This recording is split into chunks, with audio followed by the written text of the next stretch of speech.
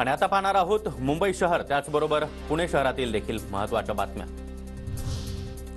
टाटाच्या निवासी वीज दरामध्ये 24% वाढ। 1 एप्रिल पासून दर वाढवण्यासाठी राज्य वीज नियामक आयोगाची मंजुरी। मुंबईतील कोस्टल रोडचं सोमवारी उद्घाटन होणार असल्याची माहिती मुख्यमंत्री एकनाथ शिंदे आणि दोन्ही उपमुख्यमंत्र्यांच्या हस्ते कोस्टल रोडचं उद्घाटन होणार।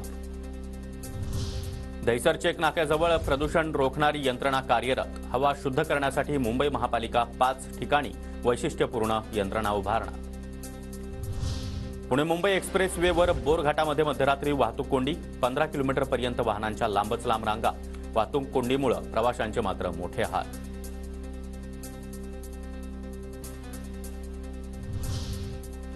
मुंबई आंतरराष्ट्रीय विमानतळावरून 6 किलो सोन्याचे दागिने जप्त। वेगवेगळ्या 7 कारवायांमध्ये 3,73,00,000 सोनं जप्त। कस्टम विभागाची मोठी कारवाई। रेल्वेतील नोकरीचं प्रलोभन दाखवत फसवणूक। मध्य रेल्वेच्या मुख्य अधीक्षकाला सीबीआयकडून अटक। ज्येष्ठांना त्रास देणाऱ्यांवर दंडात्मक कारवाईची तरतूद करा। विकास कामाच्या वादामध्ये ज्येष्ठ नागरिकांना त्रास झाल्यावर विकासकावर दंडात्मक कारवाईची तरतूद करण्याचे न्यायालयाचे आदेश। म्हाडाच्या परिपत्रकानंतर उच्च न्यायालयाचे आदेश।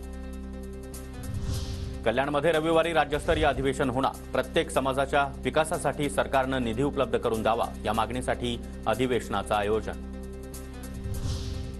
अमरनाथच्या प्राचीन शिवमंदिरामध्ये भाविकांची अलोट गर्दी।